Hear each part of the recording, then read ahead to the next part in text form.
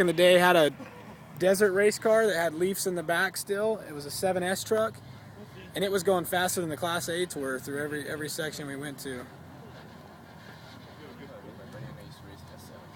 Yep. Bob, dude. Like 70.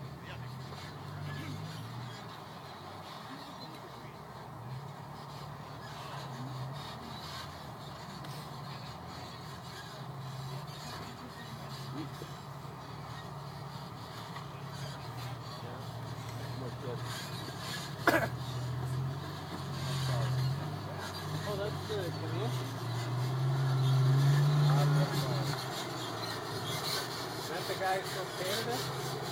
I think so, yeah. Yeah, this is the Suzuki guys. Oh, no.